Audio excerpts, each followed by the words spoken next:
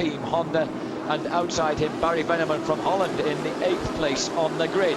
Wait for those lights to change. And a terrible start.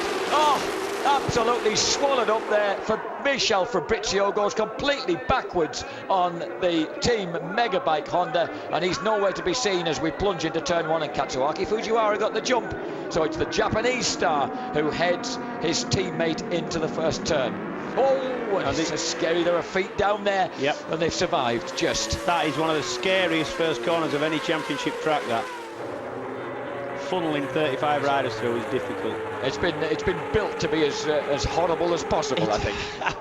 It's the only way I can imagine that, the only thinking I can imagine behind it. And in the lead there are the two Hondas straight off, but Nanelli making a brilliant start, 3rd on the grid, 3rd on the track. And behind him is number 77, Barry Veneman. Veneman making a terrific start as well. Barry Veneman, who crushed the competition in the opening round of the Dutch Supersport 600 Championship race, riding for Suzuki Netherlands at Assen, winning both races with a huge lead on the rest of the field. And here he is getting off to a good start on bike number 77 here in the 4th round of the World Supersports Championship. Underneath, you can see the banking standing up on the bridge that they go under through there. It's an incredible near vertical concrete structure. 4th place now for Kevin Curtin. He and Corradi have got past Veneman. Antonello is in 7th. 8th, a good start for Stefan Chambon. 9th, not such a good start for Simone Sana, who spent that really not terribly successful season with Yamaha Belgarda before being, well, waved goodbye, I think, the former 125 GP star. Well, you would expect to be giving your marching orders and your P45, wouldn't you, having the season he put together for him?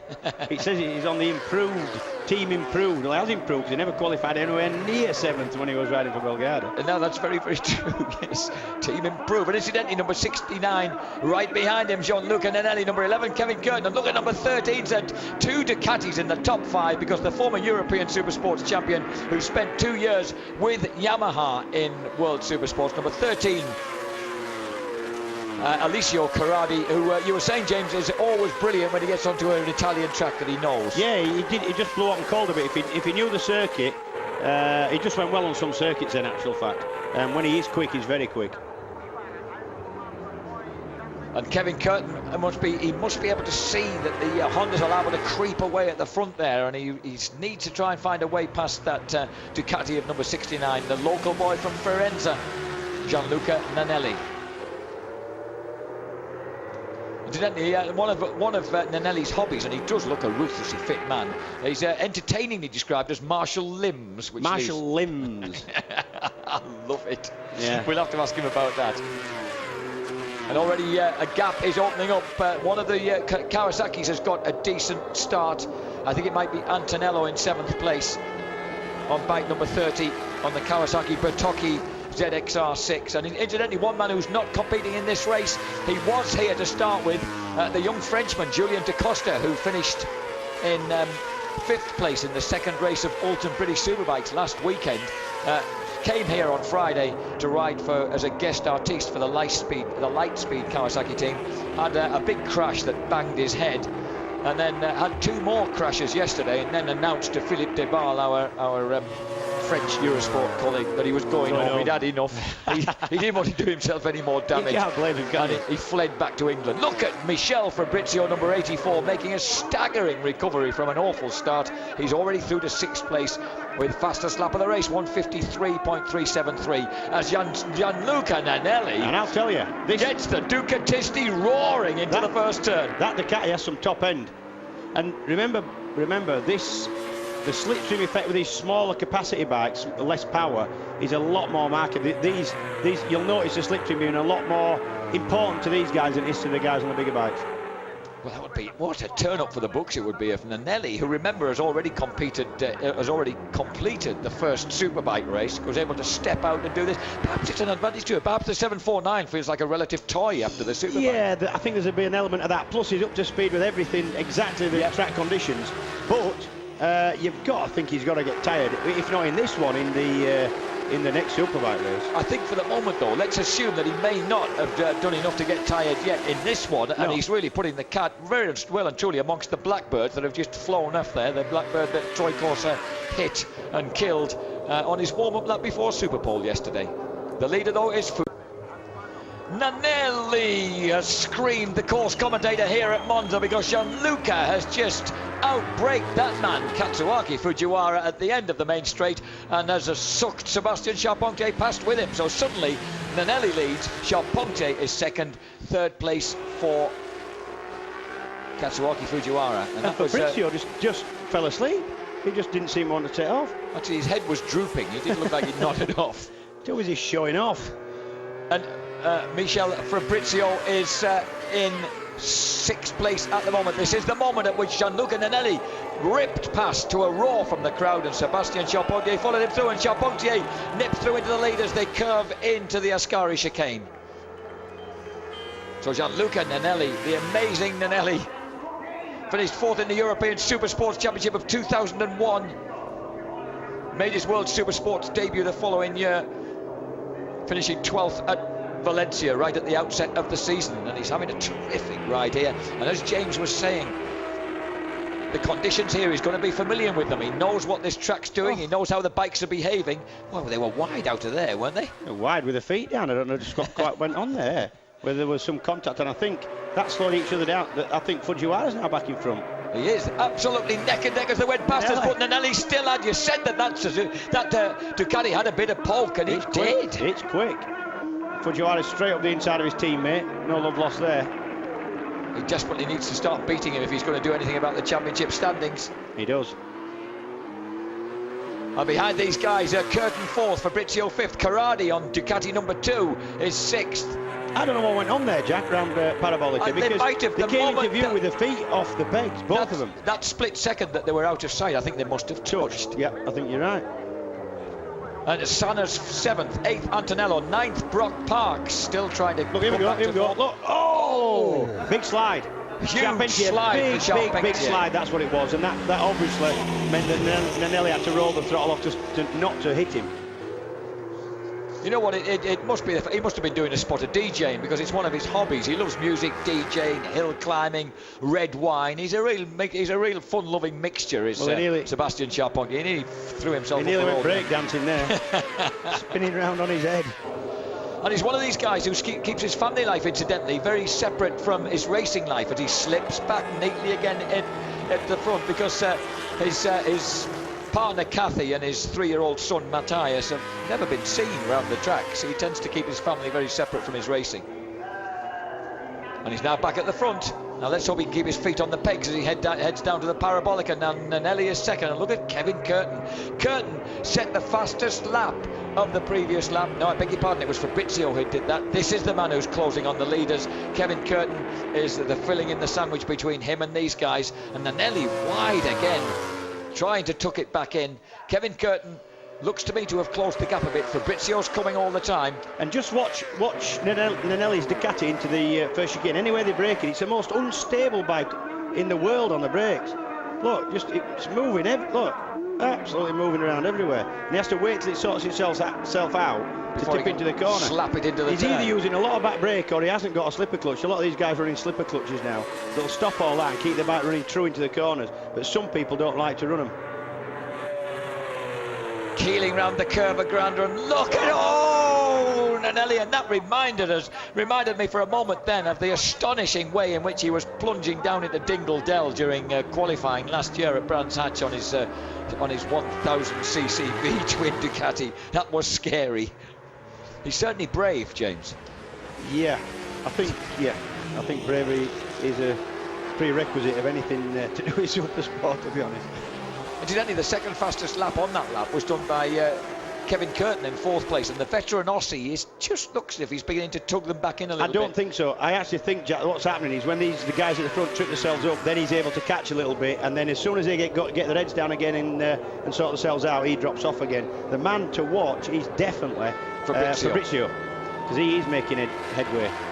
Oh, that's number...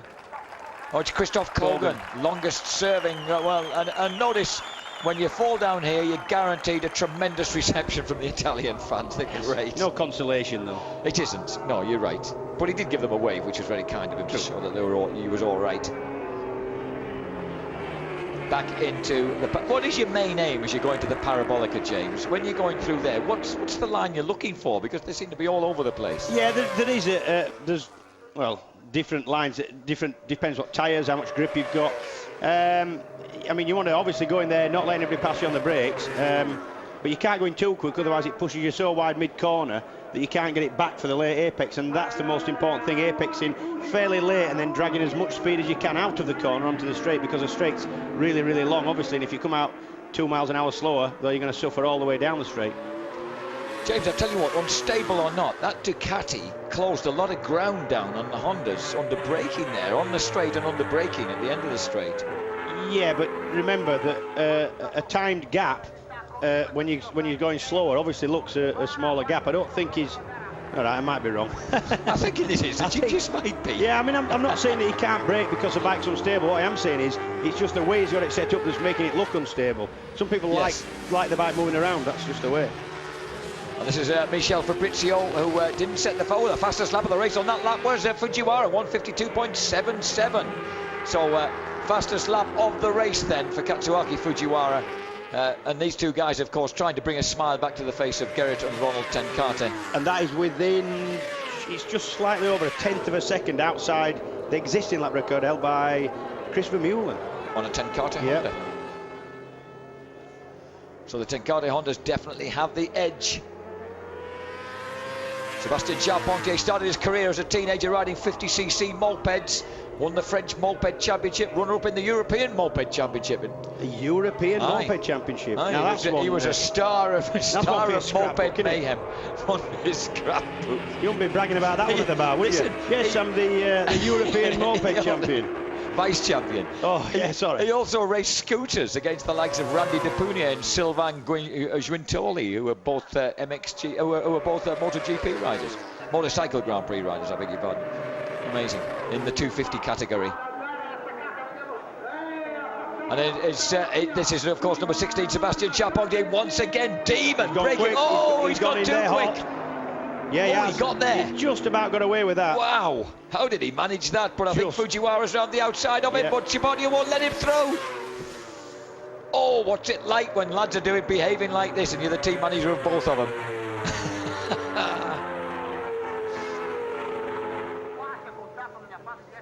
Charpentier actually also incidentally raced when he was first riding 125 GP bikes, and he was competing against Regis Ficoni and against Olivier Jacques, who had that brilliant second place in the rain to Valentino Rossi last weekend.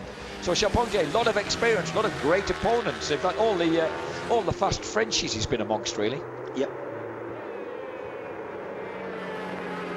Incidentally, his first step towards this sort of level of competition was when he dominated the Honda CB500 Cup in 1996.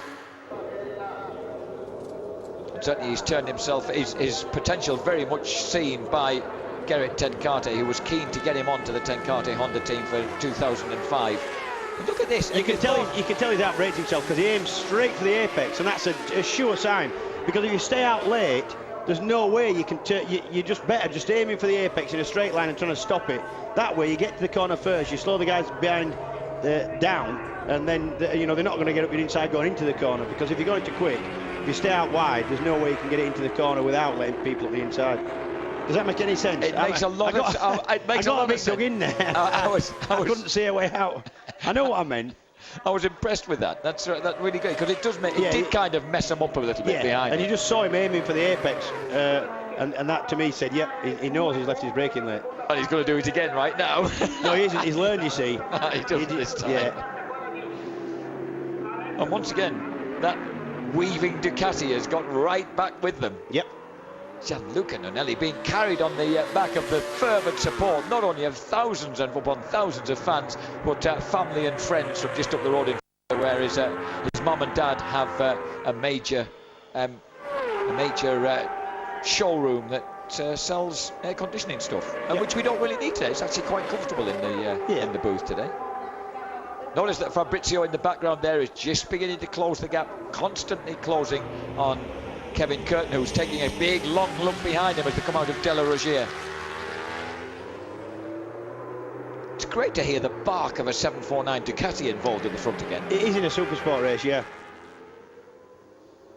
Rasping out of Lesmo 2, and that of course vital to the speed that you carry down the Siraglio underneath that magnificent 1940s concrete, almost vertical banking, and into Ascari curves. The battle is on.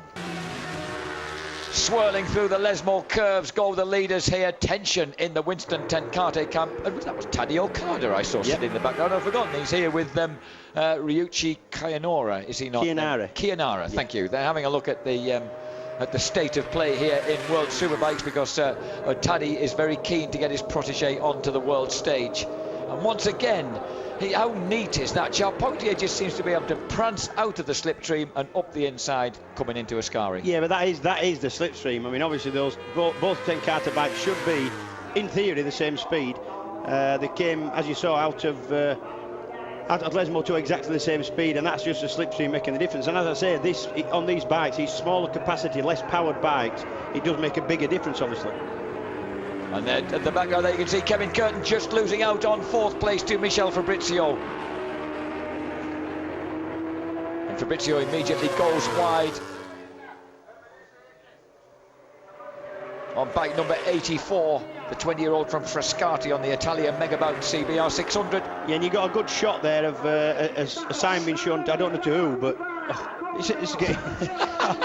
Nanelli! He's got to have missed it. He has to have missed it. He hasn't. Oh, listen to the roar of the crowd. I hope we can hear that inside his helmet. That's a difficult move to pull off, such a move like that, and be so much quicker in there than the other two riders, and still keep it tight and not run wide. And the Australian veteran Kevin Curtin, number 11, 38 years young, from Sydney on the Yamaha Motor Germany R6, is giving as good as he gets with Fabrizio. Who was about 12 and definitely young enough to be his son. He is. Yes, he is. He is. I was just going to say, you can see coming out of Parabolic, you can actually see the finish line, and the start and finish line now are in different places. It used to be the same. You just see there where the guy's holding the banner there. Yeah. And the reason for that is, it was always the fastest bike that could come. There were people coming out of Parabolic on the last lap in 3rd or 4th position and just opening the throttle and blasting past to win. So they moved the finish line back towards Parabolic, which gives the man who is fastest in the corner the best chance of winning. And Foggy was telling me yesterday, before you got him into the white wine to such a sort of Herculean degree last night, that that moving back of the finish line won him one race and cost him another. That's right, yeah, it did. So it swings it round. It was really frustrating. It happened to me a couple of times where you come out of there and you've got your position, 2nd, 3rd, 4th, wherever it is, or a win, and then somebody just sneaks past you over the line. That is annoying. Incidentally, while we're looking at these beautiful Winston Tenkate bikes, talking of another beautiful blue bike, can we congratulate Sam Connor on winning his first ever Scottish 6 days trial? That, of course, has been going on all week in doubtless rather different weather to what we're enjoying here in sunny Italy. On a Sherco, I believe, was it? On a Sherco. Yeah, I've got one of them. Have you really? Yeah. Well, you're quite a decent trials rider. You keep trying to tell us otherwise. Trials rider. You've obviously never seen me. I have. I was impressed. I'll tell you what, not as good as Steve Plater came trialsing with us the other day. Me, Rob Mack and Steve Plater. The man is mad, completely mad. And this is a great battle of madness going on. And that's a crash. That's an air intake. It looks like a Suzuki air duct. Perhaps it's just fallen off. There's no sign of anybody on the deck. What about Nanelli? Just look at Gianluca Nanelli. Will this guy become a bit of a hero if he wins this, or what? He will the with smiling, rubber-faced, bald-headed Marshall limb enthusiast from Firenze. What and the friends he's got here, the family. It's just fantastic. He's making up for the fact that poor Lucio Pedicini from just 60 miles up the road on the shores of Lake Garda has not been able to race because he broke his collarbone Friday. Tried to ride in qualifying yesterday, succeeded, but realised that he wasn't going to be able to compete in the race, and he had loads of friends coming to watch him. Big race for him. Well, it's also a big one for Nanelli, but Charpentier will be on him here, and he is. Easy. That was just a typical slipstream and outbreak manoeuvre. That's exactly what it's about at Monza. And this is, if he can do that every lap, exactly, that puts him in a good position. Exactly, going to and the finish line. this is exactly what he's trying to do. You've got to have a plan. You have to have a plan. Sometimes it doesn't work and it needs changing as it happens, but you definitely need a plan for the last couple of laps, because these guys are going to be together till the end of the race, I would suspect. I don't know, but I was impressed, incidentally, talking about having a plan. I was really impressed with the clarity of thinking of Troy Corser when he was interviewed after the first World Superbike race. You know, just the way he thinks a race out. The way he said it, look, I decided I won't get away and I needed to just save my tyres, etc., etc. Yeah, he's a thinker. Oh, and again, Nanelli, look at that. He just gets through, but here comes Fujiwara, has snooked through from third to the lead. Yeah, and obviously slipstreaming one bike isn't half as effective as slipstreaming two. You know, you'll get behind three or four riders, and that's a big hole in the air that them bikes are making. It's like being behind a small bus. Yeah. Well, what they say about Rob Matt, they said it was like drafting a truck. Drafting is the American terminology for slipstreaming. And certainly Fujiwara has successfully drafted his way to the front. He has. And Nanelli now is a target man for Charpentier, the championship leader on bike number 16. Number 21 Fujiwara, 69. Incidentally, if you want to learn anything about that man Gianluca Nanelli, his website is www.nana69.com. N-A-N-N-A, which is his nickname. Obviously means something different in Italian to what it does in English. Fabrizio, he's fourth. Curtin in fifth.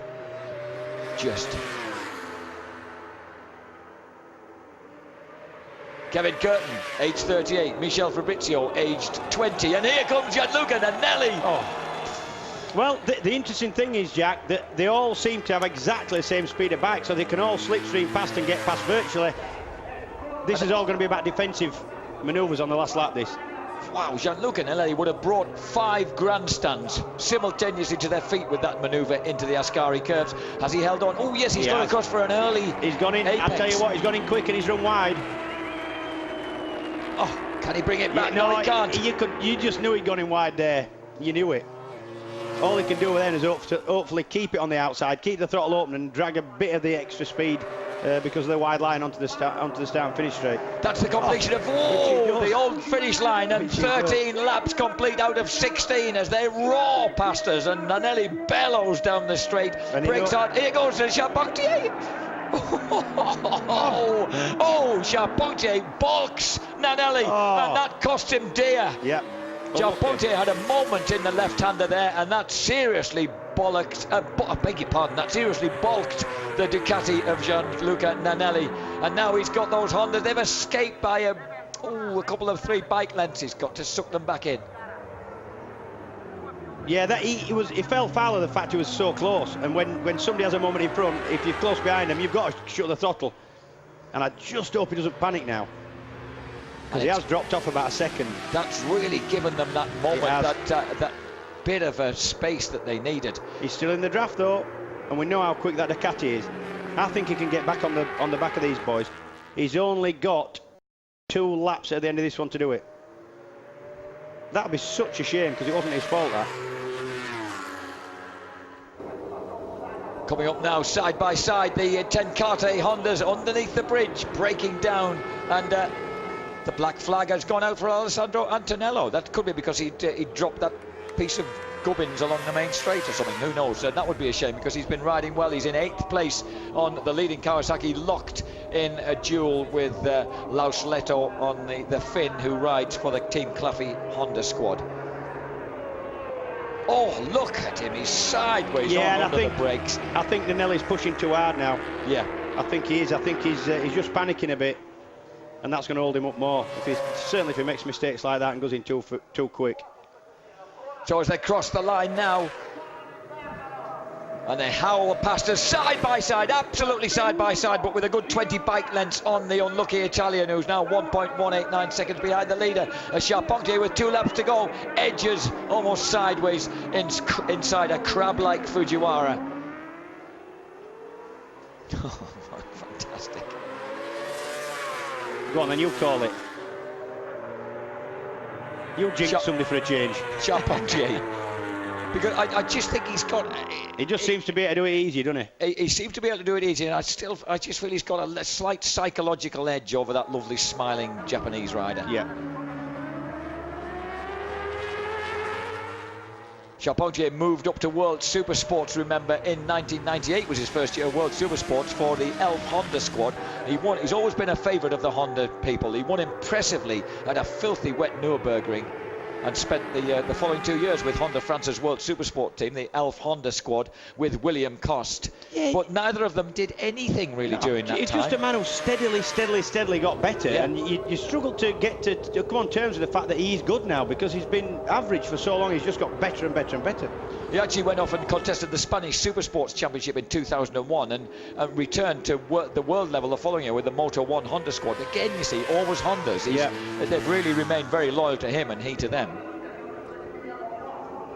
To me, to you. But incidentally, his first contact with the Tenkate team, as they come barreling down into the Parabolica, was riding with his old mate Fabian Forin the last 2 rounds of the Spanish Championship for Tenkate. Someone's down. Oh, it's the number 16 bike that's gone down, and that's no, it's not. I beg your pardon. It's the 161 of Simone Sana, and he's ended up. What happened? Oh, I don't know. Oh, that was a big one. Well, that was the. Good Lord, that was emphatic, wasn't it? That's what I'm That was the improved racing Honda CBR 600. This is Fujiwara back in front, starting the last lap, and I don't know whether this is in the wrong place for him to be. I wouldn't want to be. This race, I'd want to be in second position where Charpentier is. So does that mean that Fujiwara is a little more confident than you might think? No, it means he's just ended up there. That's what it means. That's exactly what it means. Oh, look at Charpentier going round the outside, and he's managed. All the way round the outside on the Curva Grand and into the lead. Now then, Fujiwara needs to get a good. The most important thing now is going to be Parabolica.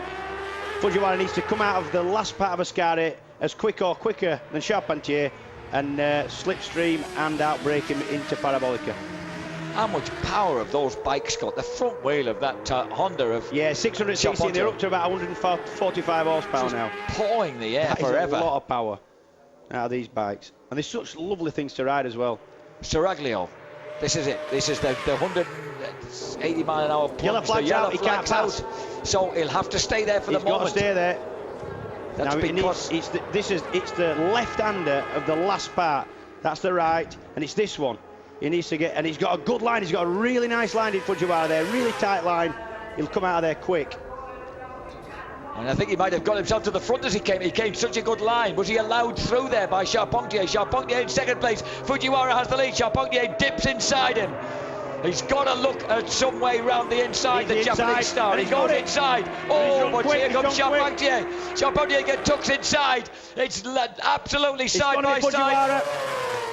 The checkered flag goes out. Charpentier tries to find a way round. Oh, and a kicking Fujiwara. I thought for a moment he was going to try and kick his teammate off the bike. And in the background, I think Michel Fabrizio just might have held off Kevin Curtin for fourth place. What a fantastic race. But Fujiwara, Charpentier and Nanelli, 36 thousandths of a second in that. Fabrizio just ahead of Kevin Curtin, and then Corrado being the second Ducati in the top 6 home, well ahead of Lausleto's Team Claffey Honda, and Brock Parks on the second of the Yamaha Germany R6. What, if he don't get what he wants, he'll knock you out. With his martial arms. Well, you know what? Yeah, you know one thing he's going to have about an hour's break, and then he's out again. Fighting fit on the. Hey up, somebody's stripping off. Who's that? It's Nanelli. He's decided it's time to do a bit of a killie. You won't be able to tell when he's taking his helmet off. His head's just as shiny.